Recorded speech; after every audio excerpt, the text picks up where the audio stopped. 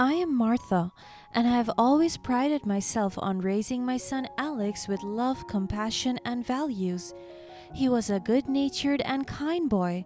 As a single mother, I did everything alone just to raise him in an environment where his needs are met and provided.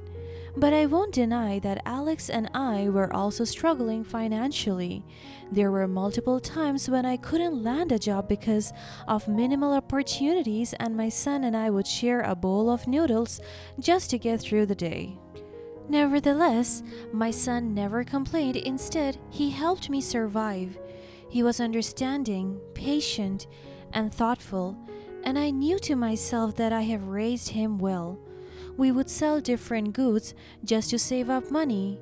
For me, we are a team. That's why I promised him to give him a good future. That is why when I landed a corporate job, I worked hard, and all my efforts and struggles paid off. When I got promoted to a higher position, my salary increased as well, and I was able to fund my son's college funds, and I even got him into a good school. My son was the best of his college batch. He took up business management and he got praised for his innate intelligence and competence. And with that, he graduated with Latin recognition and flying colors, and it felt like he was finally getting the life he deserves. I value and cherish my son so much. He grew up roughly, but his heart remains loving and soft, and I want him to find someone willing to give that kind of love. I want him to be filled the same way he poured. But all that changed when he married Sarah. They dated briefly, and I was surprised when Alex told me that he's finally settling down with his short-term girlfriend. I never knew or get along with Sarah for long, but based on my observations, she's quite snobbish and has a bad attitude. But who am I to judge? If my son loves her, then I will support them. But I admit that I had a bad feeling about her because I could sense that she had a profound effect on him. And I confirmed this after their wedding when they decided to move out, and I got the chance to stay with them for a week when I visited them.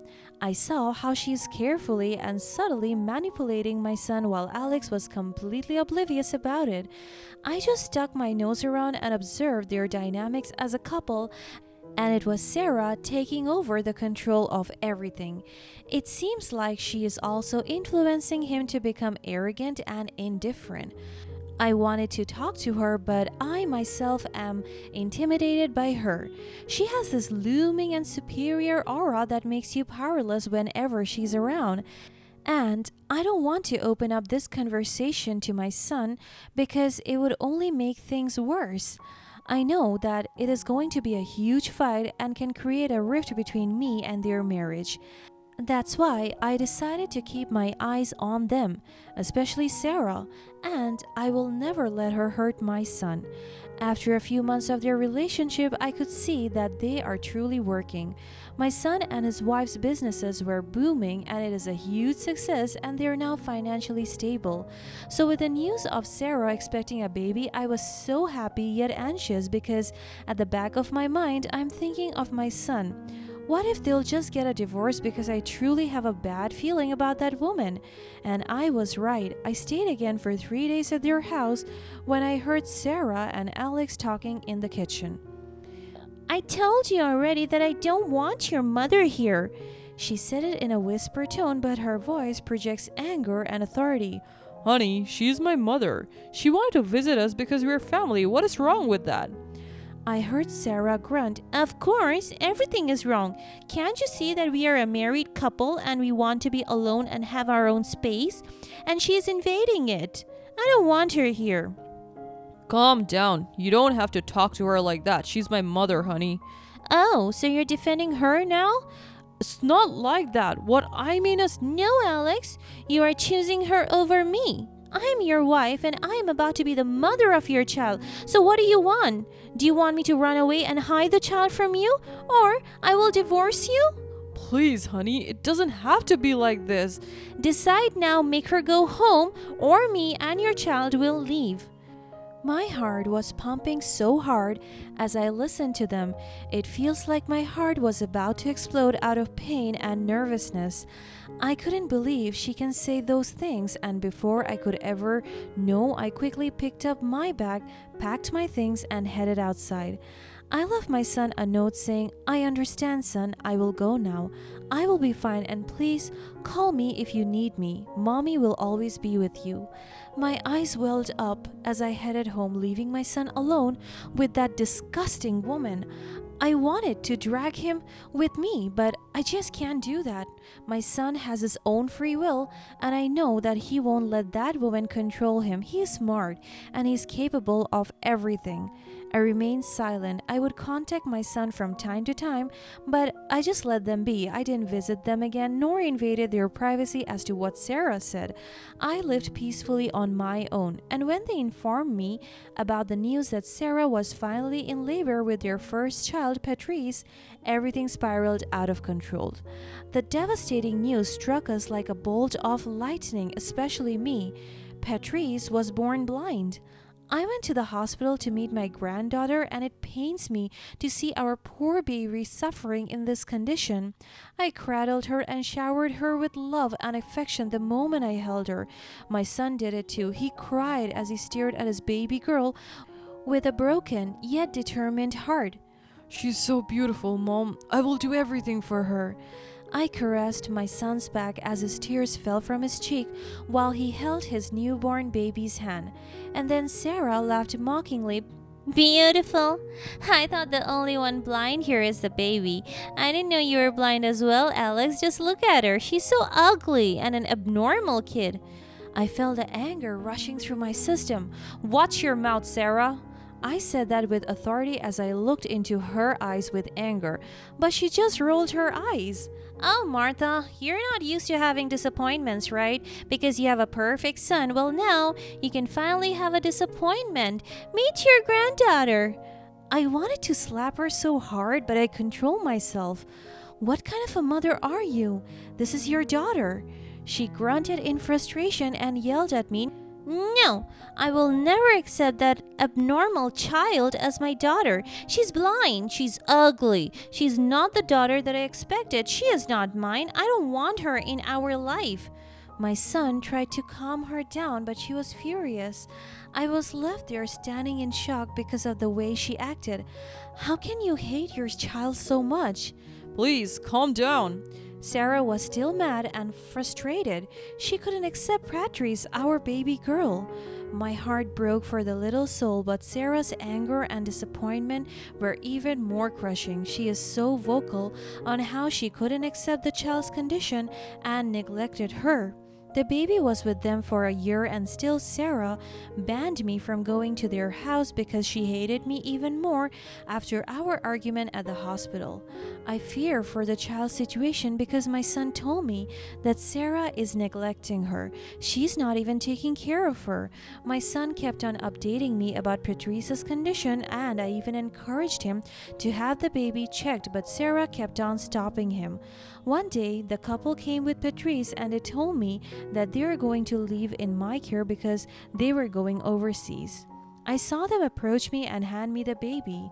I held baby Patrice in my arms, my heart breaking for the tiny child who deserved nothing but love and care from her parents. I looked up at Sarah and Alex, my eyes filled with disappointment and frustration. How could you do this? Patrice is your child, and she needs her parents. She needs both of you.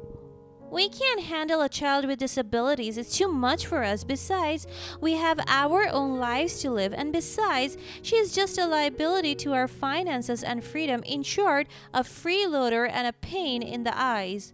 I was taken aback by what she said. How can she speak ill to her daughter this way? I looked at my son, who was silent. Look, Mom, we thought you could take better care of her. We're doing what's best for Patrice. I shook my head in disagreement. What's best for her is to have her parents love and support her. What is seriously wrong with you, Sarah? You're arrogant and selfish. This is your child. A blind child, not mine. I wanted to slap her so badly, but I remained calm. I can't keep up with your weirdness and evilness, but if you're not willing to do that, then I will raise her as my own. How about you, son? Do you think you will still be with this woman?" Alex looked at her and Sarah gave him a cold yet authoritative stare. Yes, we will build a family abroad. I will never leave her." I closed my eyes, realizing that she has my son in a chokehold and I can't do anything about it. "Fine, I will raise Patrice on my own, because her parents don't have the spine to do it." "You know what? You're just an old woman with no life. You should be grateful we even considering leaving her with you." I felt anger and hurt boiling inside me, but I remained composed for the sake of the baby in my arms. "You may not see the value in Patrice, but I promise you, she's a precious gift, and I will love her unconditionally, unlike you." They left the scene, and my eyes started to drip down tears. I am in so much pain just looking at my granddaughter being abandoned. Worse still, that horrible woman convinced my son to abandon Patrice and leave her with me, as if she were some burden they couldn't bear. Despite the initial shock and hurt, I poured all my love and energy into raising Patrice. I don't have enough money to fund her long-term eye therapy, but I was able to give her regular checkups and sessions. For 15 years, her parents never came back, and we don't have any connections with them. They just puffed out of thin air, and I promised myself that I will never leave my granddaughter alone, just like her absent parents did. And yes, I'm disappointed in my son because he never fought for his daughter, but I just focused my entire energy on raising Patrice. And through the years, I discovered that she has a precious gift, and her blindness did nothing to diminish her incredible spirit. As the years passed, I watched her bloom into an extraordinary talent. She had a voice that could move mountains. Then, as she turned 15, I signed her up for a TV singing contest, and she happily agreed to do it. Patrice's singing brought joy not only to my heart but also to countless others, and she won the contest and brought home a large cash prize, a singing contract, and a lot of opportunities. With her newfound fame, she recorded her songs and released music, creating a life that was beyond our wildest dreams. Through Patrice's success, we finally managed to secure enough money for her surgery.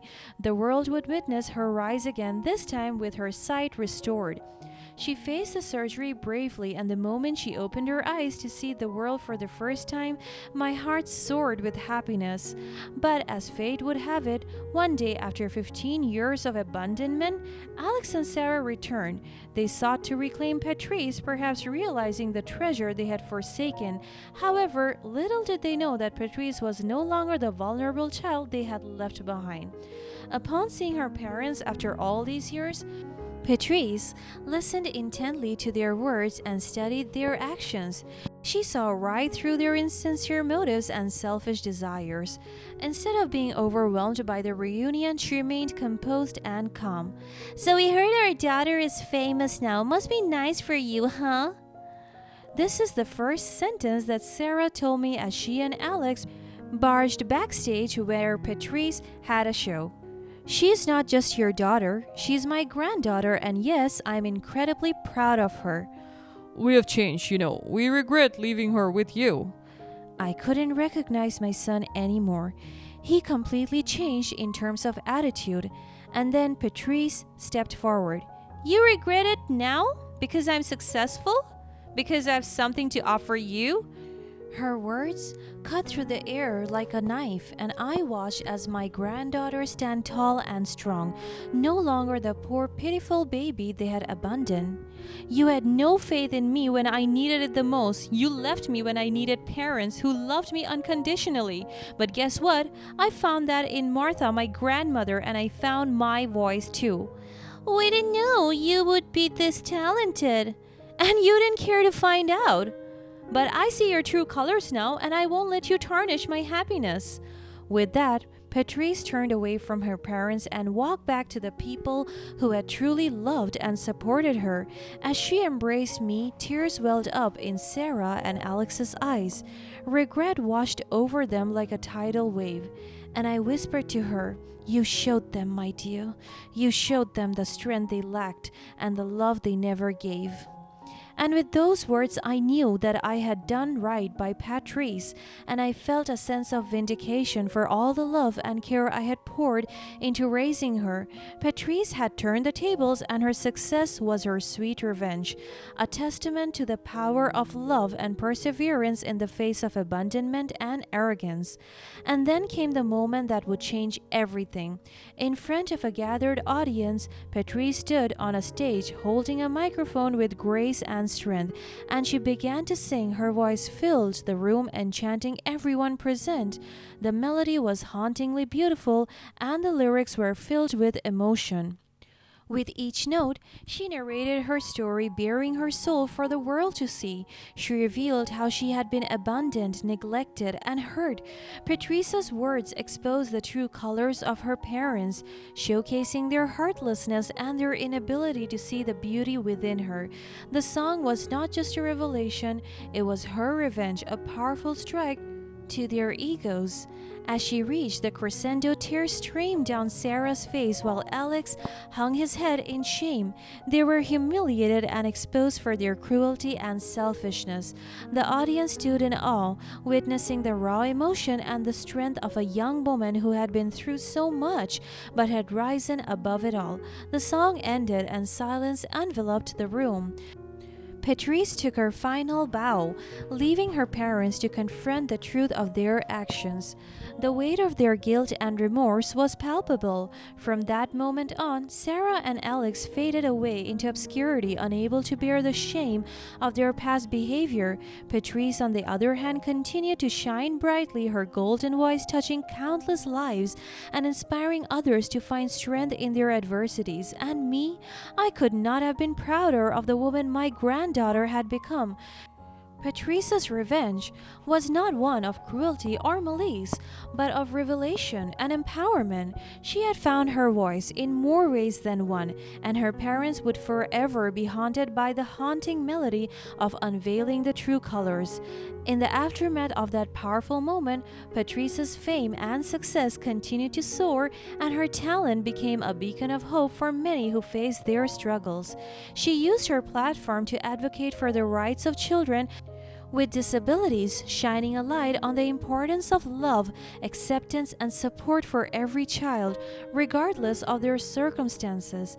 As for Alex and Sarah, their lives took a different turn.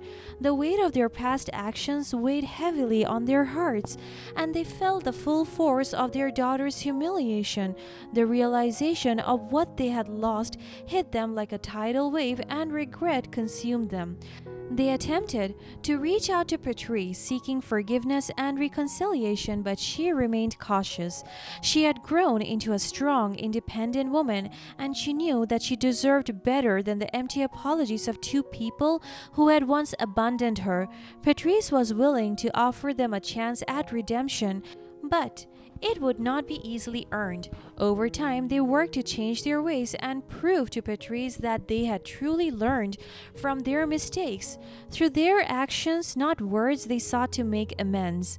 They began supporting charitable causes for children with disabilities and used their resources to bring positive changes to the lives of those in need.